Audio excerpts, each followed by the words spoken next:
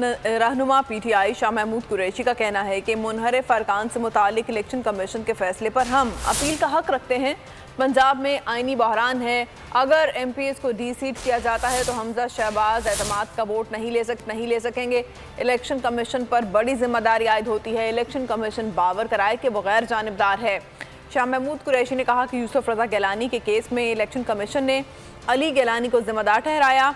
29 अप्रैल के फैसले पर अभी तक अमल दरामद नहीं हुआ। फैसले पर अमल दरामद न होने पर बहसियत शहरी सवाल करना हक है पेश किया और उस नुक्ता नज़र के बाद इलेक्शन कमीशन का एक फैसला आ गया और आगे अपील का हम हक रखते हैं। पंजाब की सूरत हाल आपके सामने है कि वहाँ एक आईनी बहरान है। MPs का केस हमारा भी जेर बहस है कि वो डी-सीट होते हैं, तो फिर क्या हमजा शहबाज शरीफ साहब जो इस वक्त वजीर आला पंजाब है वो एतमाद का वोट ले सकेंगे? इलेक्शन कमीशन ऑफ पाकिस्तान जो कि एक कॉन्स्टिट्यूशनल बॉडी है, उन पर बहुत बड़ी जिम्मेदारी आयद होती है। इलेक्शन कमीशन ने MP अली हैदर गिलानी को जिम्मेवार ठहराया। 29 अप्रैल को ये फैसला कम्युनिकेट हो जाता है और अभी तक उस पर अमल दरामद नहीं हुआ। हमारी मईशत एक बहरानी कैफियत में दाखिल हो चुकी है। एक माह में डॉलर 7 रुपए महंगा हो गया है। ये तशवीशनाक बात है।